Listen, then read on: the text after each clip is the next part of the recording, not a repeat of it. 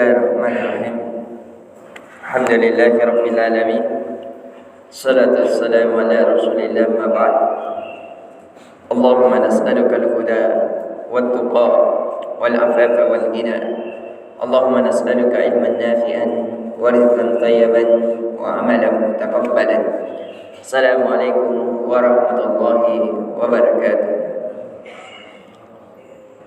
Alhamdulillah, di pertemuan sebelumnya kita telah mempelajari bersama tentang awal waktu salat, dan kita juga sudah mempelajari tentang akhirnya, dan kita lengkapi dengan waktu darurat, waktu yang dimana seseorang wajib untuk mengakhirkannya disebabkan adanya maslahat yang lebih besar. Dan di pertemuan kali ini kita akan membicarakan tentang waktu-waktu yang dilarang salat. Sepakat para ulama, ada 3 waktu yang dilarang seseorang untuk melakukan salat.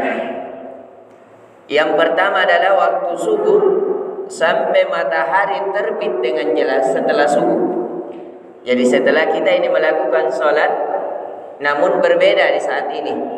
Kalau kita karena sholatnya masih gelap baru keluar dari masjid.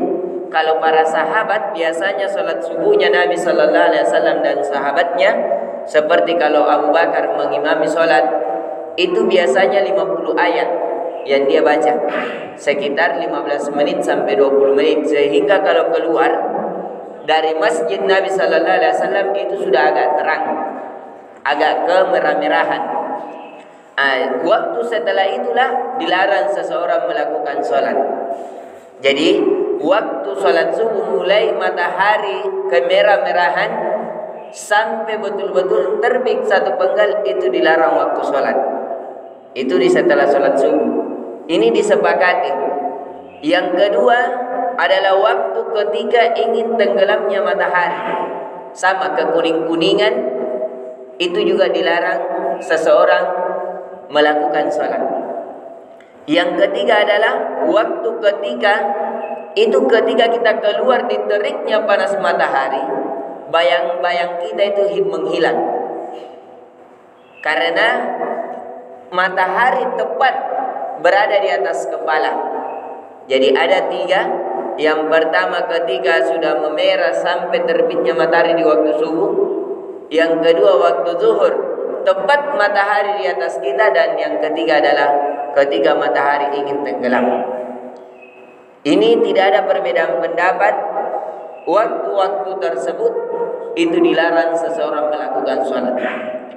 Namun terjadi pembicaraan sholat apa yang dilarang. Apakah sholat wajib yang dilarang, atau sholat sunnah, atau sholat wajib dan sunnah yang tidak memiliki sebab. Ini yang menjadi pembicaraan di kalangan para ulama. Yang pertama dari perkataan Abu Hanifah, dari guru Imam Syafi'i yang ada di Irak, itu beliau mengatakan semuanya dilarang, baik yang wajib maupun yang sunnah. Adapun dari salah satu guru lain, guru yang ada di Madinah, dari guru Imam Syafi'i yaitu Imam Malik rahimahullahu taala, dan salah satu ucapan Imam Syafi'i mengatakan yang dilarang di sini adalah cuma sholat wajib, bukan sholat sunnah. Tapi didapati dari perkataan juga dari Imam Syafi'i yang dilarang sholat wajib, bukan sholat sunnah yang tidak memiliki sebab. Artinya kalau tidak ada alasan, tidak ada sebab, misalnya sudah sholat asar, dia mau sholat karena dia masuk masjid, misalnya akhirnya dia sholat tahiyatul masjid. Dia misalnya mau masuk waktu maghrib, dia wudunya batal, akhirnya dia berwudu dan mau niat sholat wudu, bukan sholat untuk mendirikan karena matahari ingin tenggelam, itu dibolehkan. Misalnya juga biasa kita lakukan, sudah sholat asar dilarang sholat, atau sudah sholat subuh, kebetulan di daerah kita ada orang yang meninggal, sudah sholat subuh kita melakukan sholat jenazah, apakah boleh? Jawabannya boleh. Menurut Imam Syafi'i, yang tidak memiliki sebab. Tapi kalau memiliki sebab, maka dibolehkan. Seperti juga sholat minta hujan, sholat gerhana matahari atau gerhana bulan, itu semuanya memiliki sebab dan dibolehkan. Ini terjadi pembicaraan di kalangan para ulama, dan benarnya sebagaimana yang dipilih oleh Imam Syafi'i, yang dilarang adalah sholat wajib. Itu pun kalau tidak memiliki sebab. Kenapa mereka berbeda pendapat? Karena perbedaan memahami hadis. Dari seorang sahabat Nabi sallallahu alaihi wasallam, an Anas bin Malik radhiyallahu anhu, qala man nasiya salatan falyusalliha wala kafaratan illa dzalik. Barang siapa yang lupa melakukan solat, maka hendaknya ia melakukan solat pada saat ia teringat, dan tidak ada kafaratnya kecuali hal tersebut. Di sini solatan berbentuk nakirah sehingga mereka mengatakan semua solat, wajib maupun sunnah. Jadi yang memiliki sebab atau tidak memiliki sebab, ini yang dibicarakan di kalangan para ulama. Tapi sekali lagi kita sudah jelaskan dari awal, sengaja kita jelaskan yang ada uzurnya. Orang yang tidur sampai dia terbangun, orang yang pingsan sampai dia sadar, orang yang dioperasi sampai selesai operasi, itu semuanya diberikan uzur.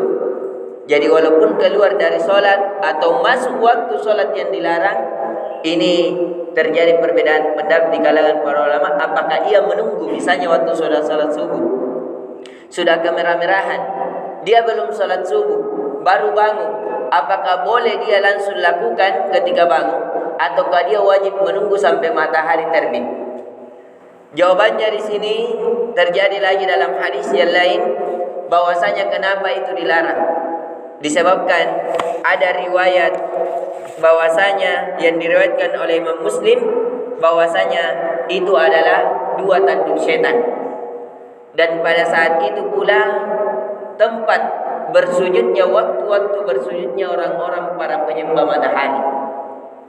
Jadi matahari mau terbit waktu sudah salat subuh, dan ketika salat zuhur pada saat tepat di atas kepala, maupun pada saat tenggelam, itu adalah 3 waktu solat yang dimana para penyembah matahari itu menyembah matahari, sehingga dilarang.